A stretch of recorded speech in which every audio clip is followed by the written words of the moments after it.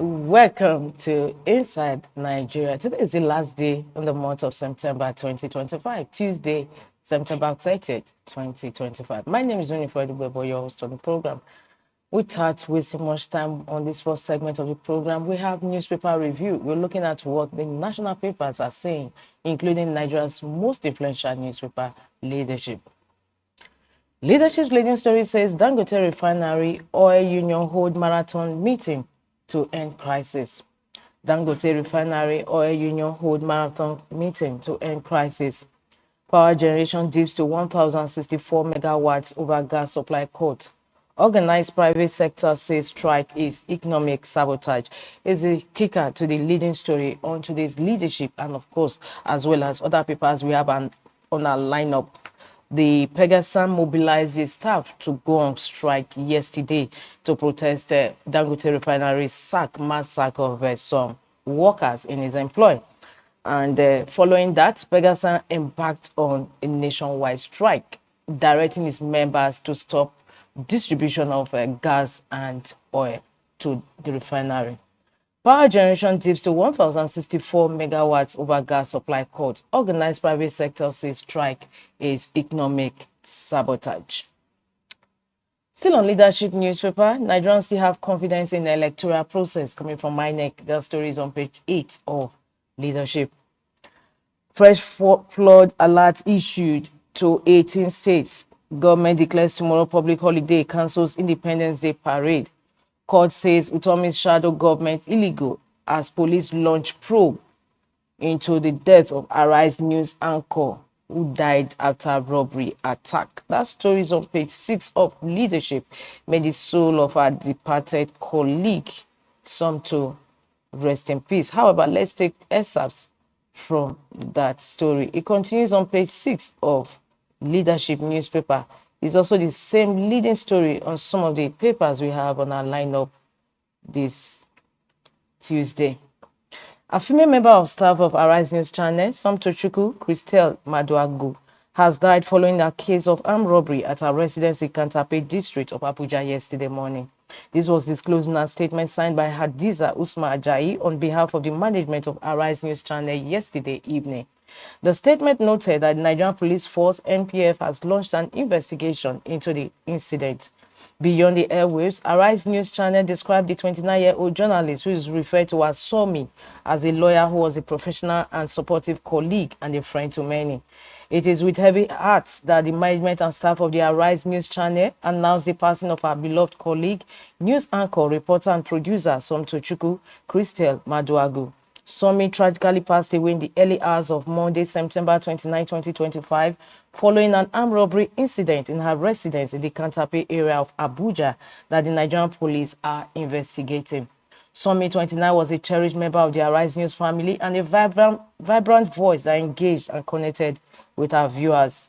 We extend our deepest condolences to Somi's parents, siblings, extended family, friends, and loved ones at this difficult time. Somi's voice is now silent, but her spirit, passion, and legacy will endure as part of our collective memory. We remain in shock and call for a speedy investigation, apprehension, and prosecution of the culprits, Usman Ajayi stated. This is a news release released by the news agency following the death of his Abuja anchor presenter, Somtochukwu Christelle Maduagu, who was 29 years of age. May her soul rest in perfect peace. We'll continue with the review of the front cover stories on Leadership cover this Tuesday. On the business boss, we have ASU gives federal government 14-day ultimatum over unresolved issues. Tinubu says Nigeria North's prosperity inseparable. And atop the masthead of Leadership, Nigeria 65, nation ripe for restructuring, coming from the forum. And Uzodinma, the governor of Imo State, says we must adopt needed changes. That story is on page 23 of Leadership. And lastly, on the cover of Leadership, Jonathan free to run, but Nigerians recall his failures. That is coming from Presidency. And with that, we move to the page 3 of Leadership, where we have our stand. Today's stand is on enhanced regulation in the oil and gas sector. enhanced regulation in the oil and gas sector. Of course, you agree with me that this today's standing leadership is timely, considering the impasse, the lingering crisis in the oil and gas sector. Enhanced regulation in the oil and gas sector. It says Nigeria's economic mainstays, oil and gas, have remained a blessing. Some experts insist they are more of a burden. As the debate continues, this resource has undoubtedly provided the bulk of government revenue for decades, yet it has been affected by chronic under-regulation, opacity, and inefficiency. Glass flaring, oil theft, and underinvestment have plagued the sector for years, draining the nation's resources and constantly eroding trust. Industry watchers profile that some transformation is ongoing in the Nigerian Upstream Petroleum Regulatory Commission, NUPROC, under the leadership of Engineer Gbenga Komolafe. The reforms currently taking shape suggest that Nigeria, long chastised for managing its oil and gas wealth, is finally getting the proper regulation. We'll move towards the conclusion where the paper actually takes a stand. The reforms executed have shown that regulation can be a tool not of obstruction but of national progress when it's applied with vision and firmness. As a newspaper, we have heard that if NUPRC continues to follow this landmark, it will refine its regulatory tools, enforce its laws, invest in gas infrastructure, and maintain transparency and institutional strength. In that case, the reward for Nigeria will be in great foods, greater energy security, environmental protection, more consistent revenue, and stronger positioning in a world increasingly concerned about climate sustainability and accountability. These are excerpts from today's stand in Leadership newspaper, Enhanced Regulation in the Oil and Gas Sector. And that takes us to the back page of today, Tuesday column with Abdulrauf Aliyu. He's writing on Dangote's refinery and Nigeria's labor union dilemma following the impasse in the oil sector. The tragedy of the Dangote dispute is that both sides are wrong, but that both refuse to bend, mistaking rigidity for strategy and eroding legitimacy. Quote from today's Tuesday column with Abdulrauf Aliyu, Dangote's refinery and Nigeria's labor union dilemma. Let's visit Ghana must go before we leave the back page. Jerry Ghana says Jonathan will return as president, and Ghana must go ask of Utuoke Elders Forum. Over to you, Jerry Ghana, as we bring the review of Leadership to an end this morning. Don't forget to log into the website of Leadership for continuation of these headline stories. We move ahead to the next paper we have on our lineup, and that is the Punch. Punch is still on the developing story in the oil sector. Dangote versus Pegasan. NLC mobilizes workers for strike against refinery. Labour places affiliates on alert as Pegasan shuts down NNPC, NUPROC, NMD, PRA offices. Kick out to that leading story on today's The Punch. Dangote versus Pegasan. NLC mobilizes workers, that is Nigerian Labour Congress, for strike against refinery. Court stops bank from releasing Osun local government allocations. Lagos guard faces trial for kidnapping employer's son. Tax reforms exempt food, education, agric, FIRS. And beside the masthead of the Punch, church members avoided me over Muslim ticket. Remi Tinubu, the first lady of the federation. Atop the masthead of the Punch, NNPC Dangote Refinery signed fresh 2-year crude deal. Nigeria at 65, federal government cancels Independence Day parade. 2027, woeful record will haunt Jonathan, says presidency. And that also concludes the review of front headline story on the Punch newspaper this Tuesday. For more, log into the website of the Punch newspaper. We move ahead to the next paper on our lineup, and that is Nigerian Tribune. Nigerian Tribune is still on Dangote versus Pegasan as the Punch captured it. NLC joins fray set for nationwide action. Court stops Pegasan, orders from cutting gas supply to Dangote Refinery as federal government meets disputing parties. Federal government makes thesis submission mandatory for NYSC mobilization. British diplomat dismisses reports of genocide against Christians in Nigeria as false. British diplomat dismisses reports of genocide against Christians in Nigeria as false. CVRO figures 6.2 million as Borno displaces Osun. Oyo eyes 100 billion naira IGR as Makinde's reforms boost economy, education, healthcare. CBN, OAGF, that is Office of the Accountant General of the Federation, deny releasing withheld funds to APC chairmen, councillors as court restrains UBA from paying out Osun local government allocation. ASU issues 14-day strike notice over unresolved issues.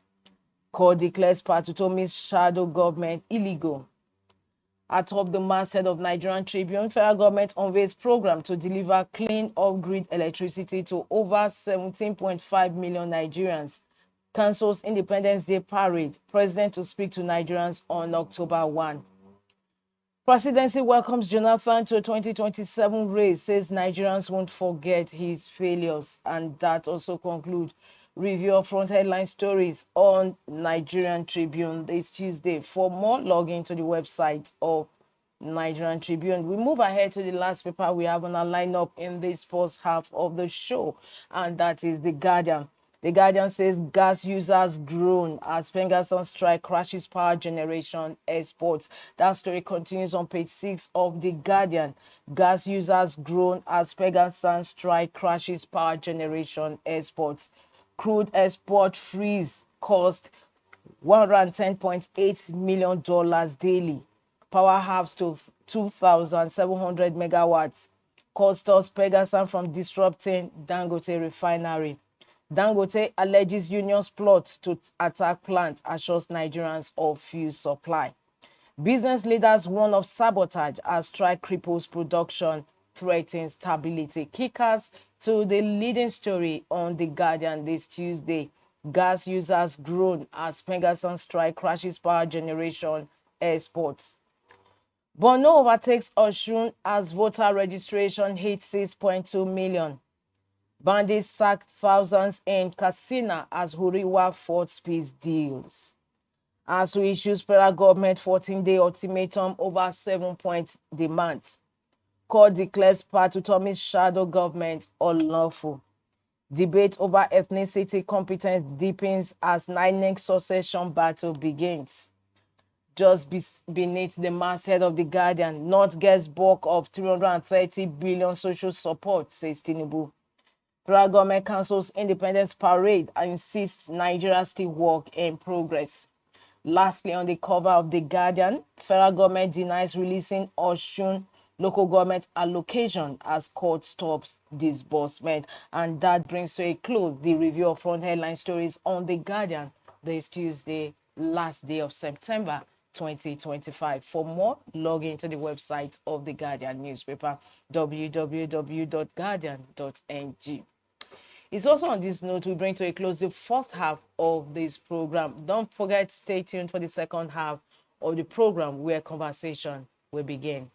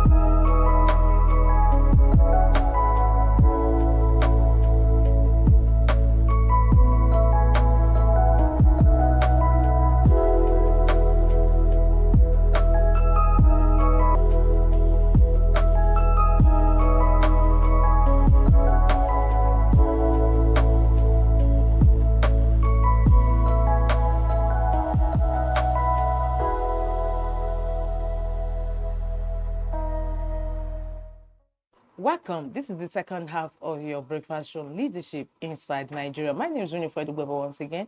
And of course, I have my Tuesday guest in the house, in the studio. Sitting beside me is a public affairs analyst, Mr. Benedict Agunloye. Good morning and welcome. Good morning. Mr. Benedict, of course, you are no stranger to what is happening. The crisis are presently bedeviling the nation, and that is the oil union versus Dangote Refinery. What do we have here? Is Pegasus becoming a behemoth that is about to consume Nigeria, that he dictates whatever happens in the oil sector? According to The Guardian, breaking it down, it said crude export freeze cost $110.8 million daily. Power halves to 2,700 megawatts. Just a day of a strike. Well, I will look at it this way. For too long, I think that because we also have failed to do some things over time, yes, and develop the other sector of the economy and of the nation, the fellows in Nupeng and Pengassan have seemed to have come up to think that the nation cannot exist without them. We know that when you talk about the TUC, from a Sele till now, Pengassan run TUC. That's what I can say, because they've always been escorts from Pengassan that takes over the TUC. Nupeng wanted to also run the NLC at some point. And when it seems they didn't have their way, they chose to have a parallel union. I think they are back now. And now they are also threatening to join in. So to a large extent, I think that having given them too much freedom and too much relevance, and if you would say which sector has heated and has hampered Nigerian progress in the last 27 years the most, it is Pengassan. Because we spend so much money in refinery, repairs, and maintenance, and nothing has happened. To their now, it is the Nupeng and the Pengassan members who work in this sector. So if the money has been spent and nothing has happened, we could largely actually say that Pengassan members are responsible for frustrating government refineries in Nigeria. And now that those ones are possibly becoming ignored because Dangote had a refinery that will run, they think that, okay, their powers or their ability to disrupt and dictate is being limited, then they need to fight headlong. We heard that man last week saying their own. The truth in all these cases are that, yes, you say Dangote is acting outside the law. Agreed is acting outside the law. Must you resort to blackmail and maltreating the nation and disrupting the nation when you actually can go to court and get Dangote to do what needed to be done in the face of the law? Because if it was a Nigerian who is not a foreigner, has invested in Nigeria, and you are doing everything to frustrate him. So if everybody from Ipman to Dapman to Pengassan to Nupeng, everybody wants Dangote's head. If you all want the refinery dead, if you all want the refinery stifled, what message are we sending to the rest of the world? We are actually saying, bros, if you love yourself, don't come into Nigeria to invest. And I think that right now, the Attorney General should be sitting up and be looking at the books to actually arrange Pengassan for economic sabotage.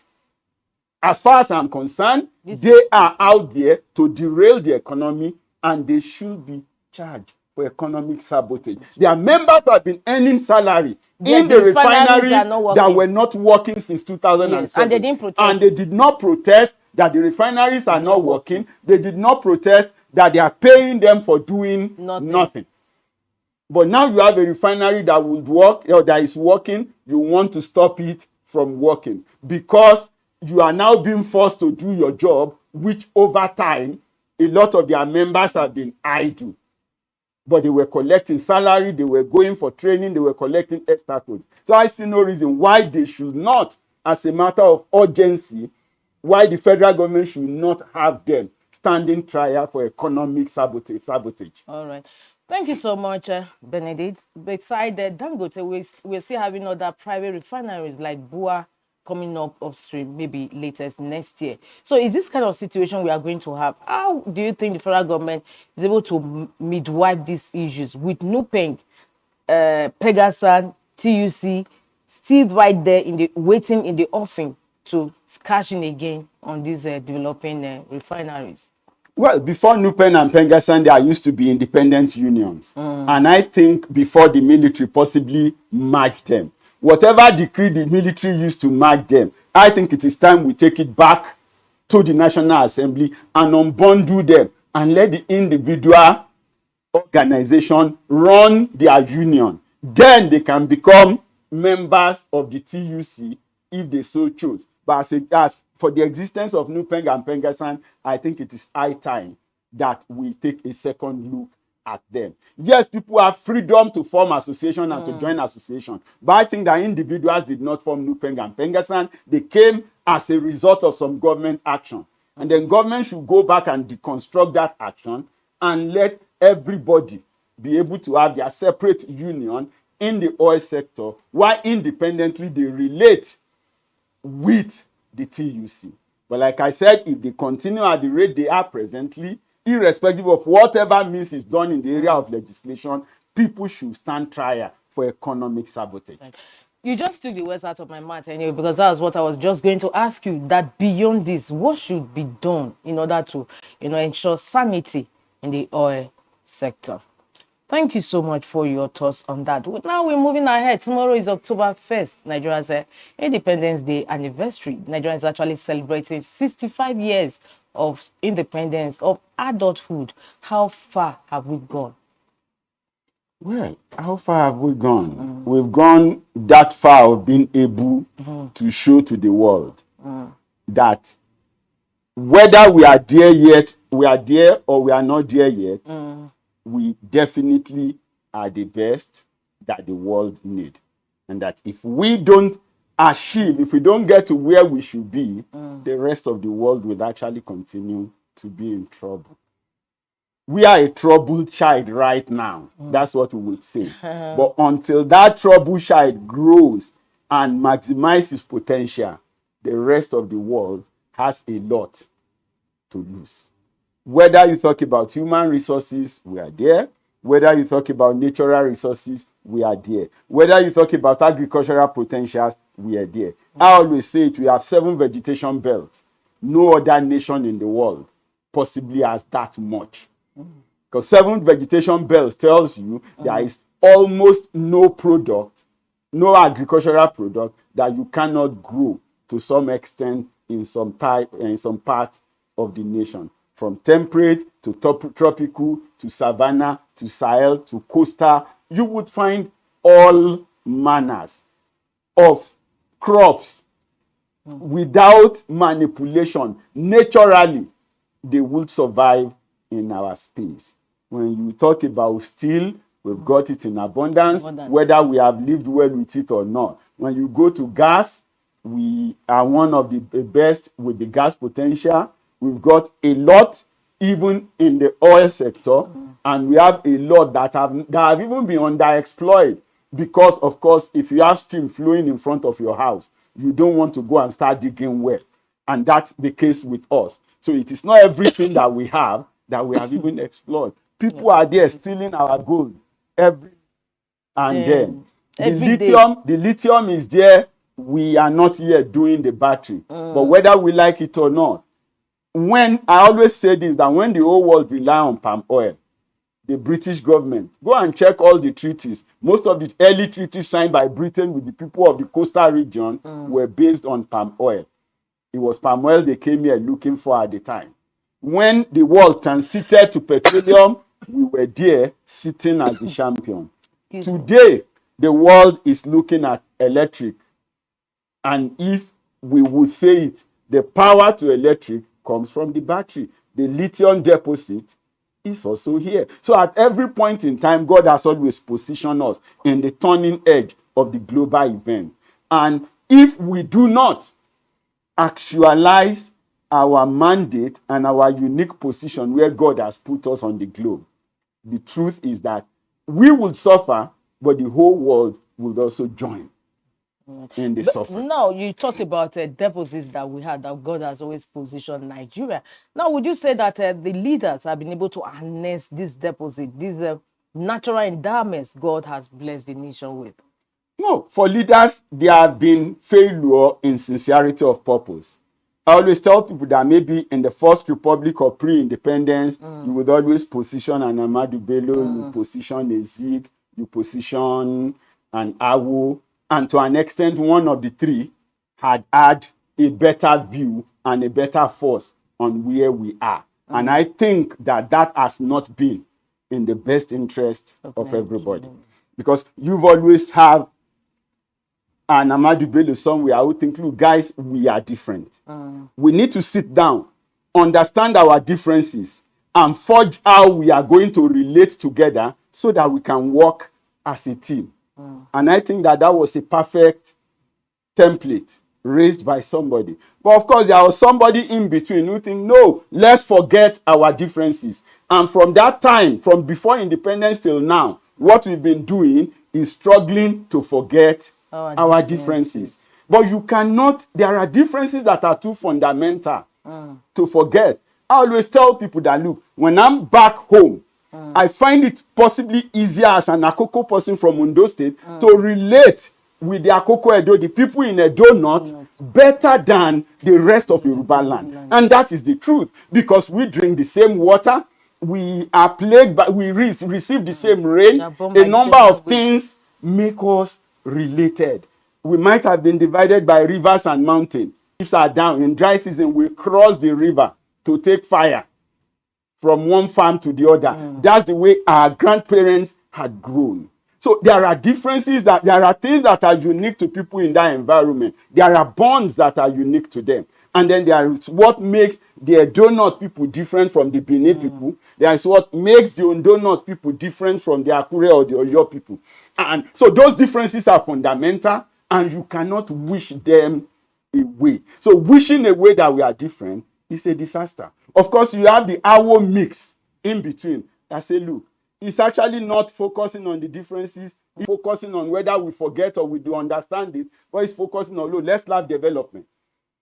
In the UPN, in the universal free primary education structure of AWU, it doesn't matter where you are from. Once you live in the Western region, you go to school for free, whether you are Igbo, Hausa, Igbira, or whichever tribe. And that was good. So his idea was, look, if we come up with developmental measures, it becomes easy for people to actually relegate their differences to the background. But not that you come up with unitary rules that tends to enforce people. You must forget that you are different. No, we need to understand our differences and leverage on it. It's like a team.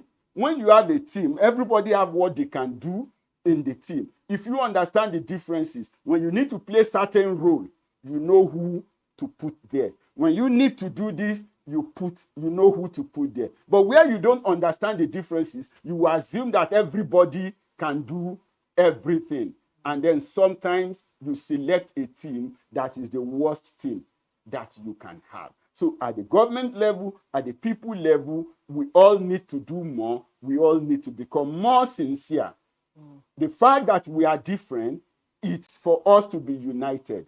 And then there is so much strength if we are united in our diversity, because it makes us difficult for anybody at all to confront.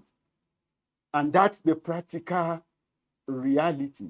When you have our teams and they were there, I'm sure across the world, everybody respect the dribbling of the JJ. Everybody respected the strength of Daniel Amokachi, that they even call him the Bull. They are not from the same state, they are not from the same region, but they found themselves in the national team, and they were placed there at the right time. Of course, because it was winning the match, every other difference become irrelevant. And they do what they needed to do, and we got results. And we need to bring that back to every sector, where we can always be sincere enough to have people who knows and who can do to represent us and to do the things. All right, thank you so much. Now, still at Nigeria at 65, are you of the thought that Nigeria is ripe for restructuring? Like leadership capture today, now that we are 65 years old, there are so many, there'll be strident calls, some pan-cultural organizations like Afenifere, strident, united in its core for restructuring. Well, when you say restructuring, yes, a lot of things need to be restructured. But what are we restructuring? Perhaps if we're looking at governance, Yes. it should be for us tolling away from the unitary American presidential system that have been fostered on us by those who believe that we should forget our differences. And then we should look at a new democratic system, perhaps a form of our own traditional parliamentary. Every Nigerian strata has a parliamentary system in place. What the North do might be slightly different from what the West is doing, from what was done in the East, from what was done in the coastal area or in the Midlands. But when you check, there has always been one form of traditional parliamentary system, representative system in place in Nigeria. I think we need to begin to look at going back to a representative system as against the current salary and pension tied political arrangement that the presidential system gives us. Nothing is wrong with part-time legislation. Nothing is wrong with not having a governorship or a presidential election. Let's have people who will represent this region. When the party that forms the majority meet, perhaps like it's done in the Britain, we could adopt a mix of that. And then we know that somebody emerges as maybe the governor or the head of the state, and then at the center, you have the president and stuff like that. And then we can be more representative. And you know that whoever is there have allegiance to the people. Like I will always say, in the present system, we've been unfair to some people.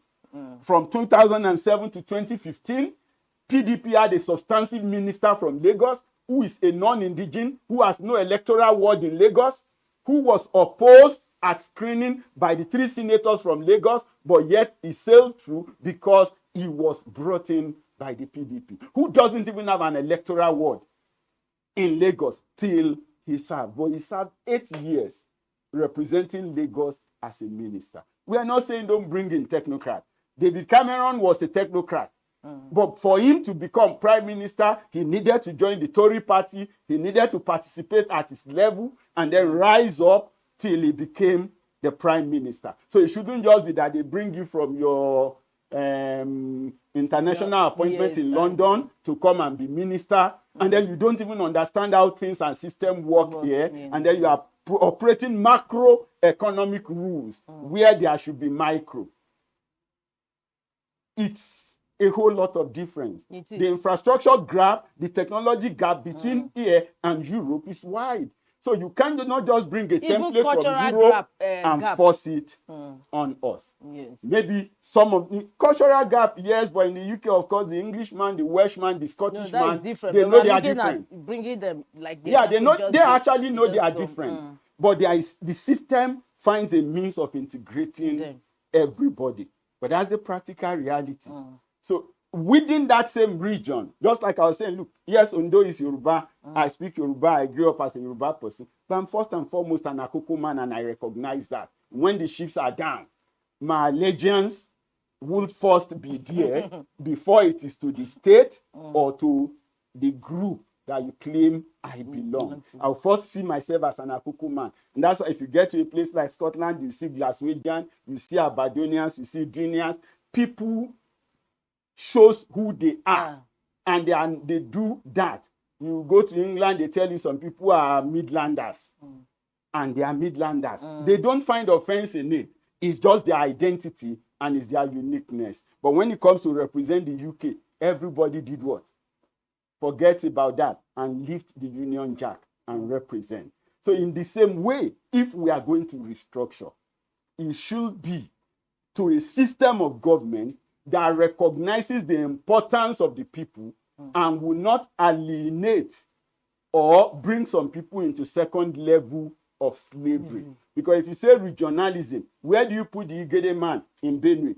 In the current setting, he is is an endangered species in the midst of the dominant majority of TV, the effective minority of Idoma, and of course, the Igede man for me is almost like an endangered species. And then you will now say, oh, even in the state, they don't have a voice. Then you now want to put them in a region that will now bear 6 states or what? No. If we possibly are looking at the structure, it is putting more power even in the 774 local government. By the local government, the government become closer to the people. But let the system of government be representative enough that at that level, more power. So it should be devolution of powers. It should be devolution of powers and not merging states to form region. No, we shouldn't be looking at anything in that order. So our restructuring should be devolving power more to the local government and giving them the autonomy to run.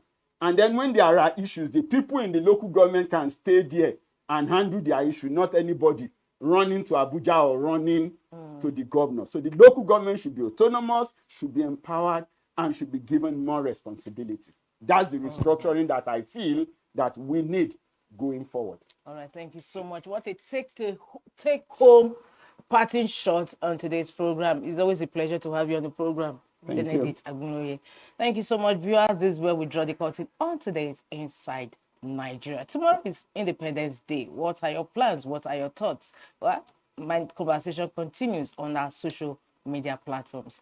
I'm your host, Winifred Weber. Thanks for joining us.